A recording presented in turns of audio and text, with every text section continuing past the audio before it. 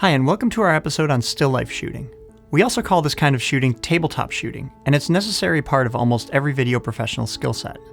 Whether it's products, tutorials, or stop motion shoots, they all use the same techniques, and I'll give you some pointers to help your tabletop shoots go smoothly and look great. We'll cover three types of objects: normal three-dimensional objects, shiny objects, and beverages. These three categories cover most tabletop shooting you'll encounter. First things first, I'd advise against using a light tent. If you do a search for still life photography or videography, these are the first things you're going to find. They're great for very specific items, but they tend to make most objects look flat because they surround those objects with light and give you little or no option to shape that light. Instead, use regular lights the way you would with any other studio shoot and just get them closer to your object. In tabletop shoots, your fill light is an overall scene light, and your key light gives the object dimensionality. Here's the workflow. First, set your light, and then repair that light.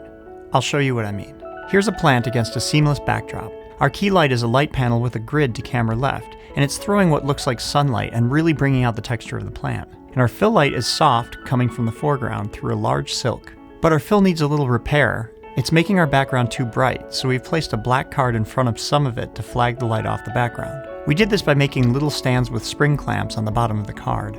Now we can adjust the lighting just by panning the fill light. Notice how you can change the whole scene by just panning until the object and the background look just right. An alternative to a seamless background is to create a surface and a wall, and we do this by placing our black card under the object and a color card behind it. It's looking pretty good, but let's repair that fill light by darkening the background at the top of the frame. We'll do this with a black flag to block just the uppermost part of the fill light. And there you go, there's our second look. Now let's see an alternate lighting setup on another 3D object. We're using an overhead light for this typewriter, shooting our light panel through a silk. That gives us a nice symmetrical and uniform light that doesn't need a fill. But we can go further and add more dimension. First, we add a small tungsten light shooting into the background and giving it a little spotlight. Then we'll add a third light to spotlight the keys and make them pop. Once your object's lit, feel free to find creative ways to add action to your scene. Now let's cover shiny objects like our kitchen knife here. These are tough because they reflect everything. You want to see catch lights in the shiny surface, and you'll need big light sources to cover it with reflection. So what we've done is used one soft light as our fill to light the scene, and then added a lightweight LED for our catch light. It's mounted to a jib so we can move it easily, because with shiny objects, motivating the light around the object is a great way to add action to the video. You can see this as the catch light moves across the blade. Another option is to keep the light stationary and rotate your object. Here we fastened it to a C-stand arm laid across a pillow so we can turn it slowly and smoothly. The trick with movement is shoot it in slow motion if you can, and that smooths out any bumps or jumps in your movement. Our last example is a beverage.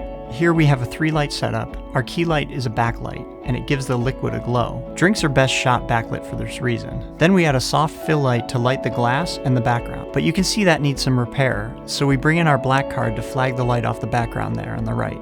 This is coming along. You can see the liquid glows and there's a nice catch light on the surface of the glass. Now for the finishing touch, an orange spotlight that hits the area opposite the backlight, and it reads as if the backlight is shining through the glass and the liquid is glowing. But remember, this is video, so we need action. So it's time to replace our stand-in glass with our final product and to shoot the pour. Every object is a puzzle and it needs different lighting to look its best. There's no one formula to tabletop shooting.